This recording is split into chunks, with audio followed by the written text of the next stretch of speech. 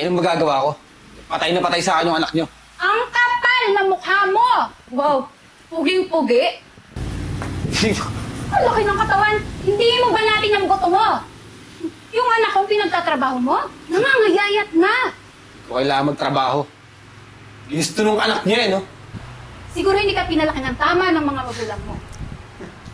Lalaki ba ako ng ganito? Hindi ako pinalaki ng tama ng magulang ko. Baka walang modo mo talaga. Piloso ko. Mabuti pa, lumayas tayo. Ryan, bakit naman walang pagkain? Alam mo naman nagugutom na ako eh. Bakit? Iniwan ka ba pera para pambili pagkain?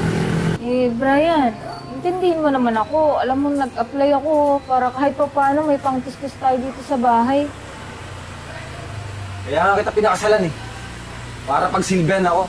Hindi ako yung magsisilbi sa'yo. Brian, sige, gusto mo, ako na lang dito sa bahay. Ikaw na lang maghanap ng trabaho. Matoko paghanapin mo ang trabaho. Eh, ang sarap-sarap ng buhay ko dito.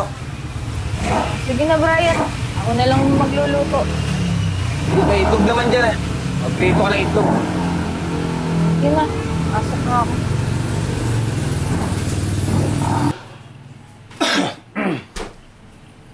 Oh, buti naman, gising ka na. Wala, nagluto ako ah. Kain ka na lang. Mabuti naman. Gumising ako na may luto ka na. Oo, Brian, kasi maaga yung interview ko ngayon eh. Sana matanggap ka na dyan sa trabaho na-applyan, ano?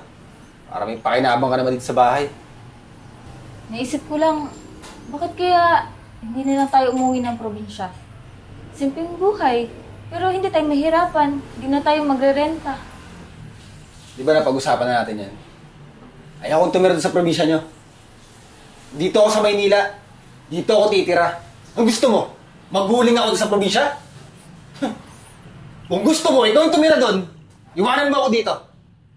Eh, huwag ka naman magalit. Nagsasuggest lang naman ako sa'yo eh. Hindi ko kailangan suggest mo. Buti pa, pumunta ka doon sa pinag-applyan mo nang matanggap ka. Sige na!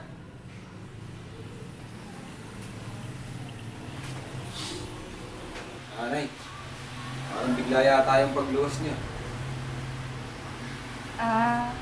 Gusto kasi naming makasama si Cha. Asan nga palang anak ko? May pinuntahan lang po na eh. Pero maya-maya, pauwi na rin po yun. Sige kuya, hintayin na lang po namin si ate. Ngayon na pala. Ay, ate! Nay! Cha! Nakabisita po kayo. Ate, parang nangangayayat ka. Mga anak, nagpapalipas ka siguro ng gutom. Hindi naman ay. Naalagaan naman po ako ni Brian. Pala, Brian. May good news ako sa'yo. Tanggap na ako sa trabaho. Buti naman. Para hindi ka na masyado pabigat sa bahay. Cha, may sasabihin pala kami sa'yo ni nanay. Balak sana namin na dito muna tumuloy. Pero pansamantala lang naman.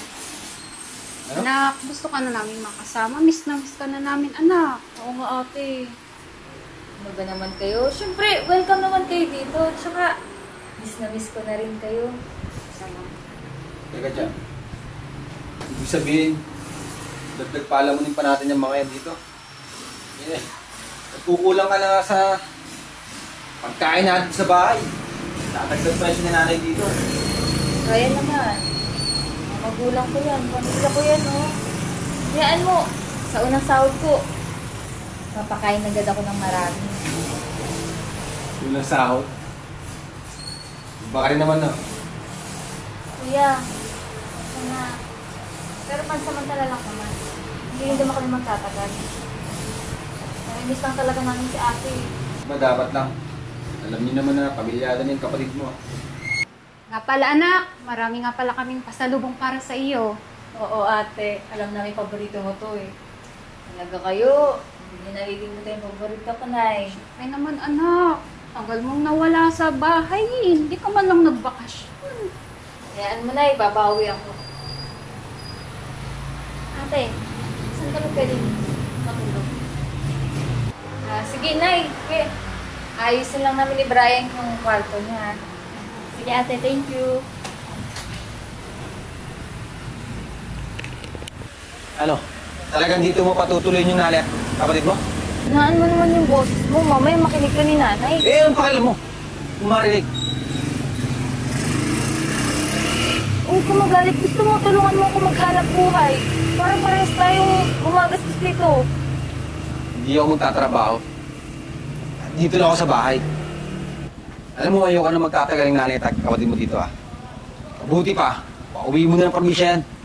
Oo, nagbabakasyon lang naman. Grabe ka naman sa kanila. Kausapin mo na maigi yung nanay at kapatid mo, ah. Nay, wala kaya kumausap kay ate. Para sumama sa akin sa probinsya. Oh, anak, kakausapin ko talaga yung ate mo. Ito ba yung karato ni Brian? Harap-harapan. Pinawalan niya yung anak ko, yung kapatid mo. Ano nga, Nay? Tingnan mo nga, napakababugan, inaasa lahat sa ate.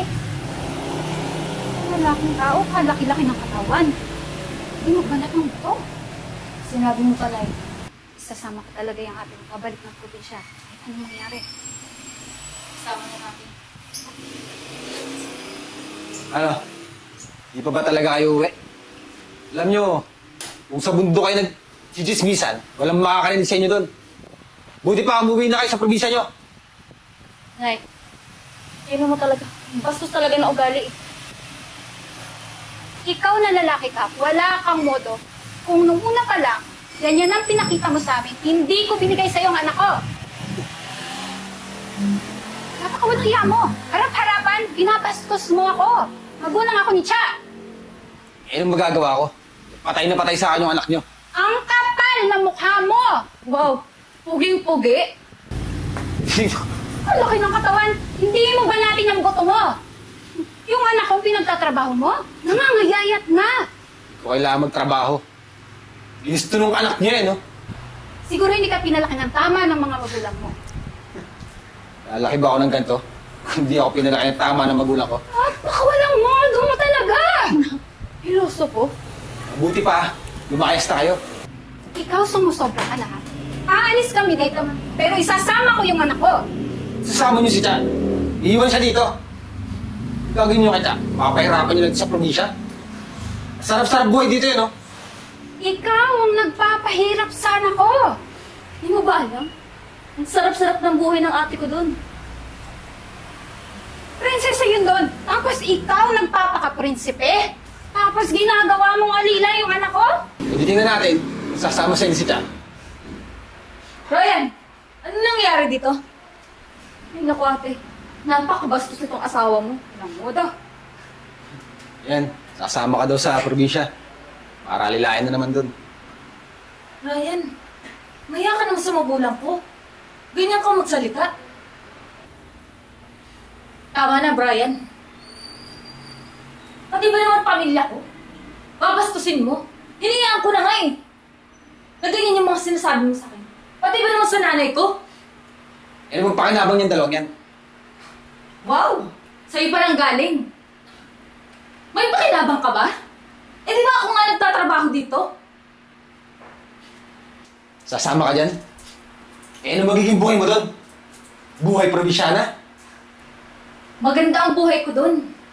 Nagtiis lang ako sa'yo dahil ayaw ko mapahiya sa pamilya ko na ikaw ang pinili ko. Kung alam mo lang, Brian, kung gano'n nire-respeto yung pamilya namin, ikaw lang ang bastos eh. Isa pa, di bali nang lunukin ko lahat ng sinabi ko sa kanila. Kesa nang magtiis ako sa'yo. Tsaka ano? Paano ako? Eh, ang kapal din naman pala ng pagmumukha mo. Eh, di buhayin mo yung sarili mo. Ano, wala kang respeto sa magulang ko? Magbanat ka ng buto. Ano ka, imbalido? Tara na, Cha, anak. Tulungan natin ang ate mo maggayak na damit. Hindi na. Kailangan, sasama ko sa inyo! Sasama!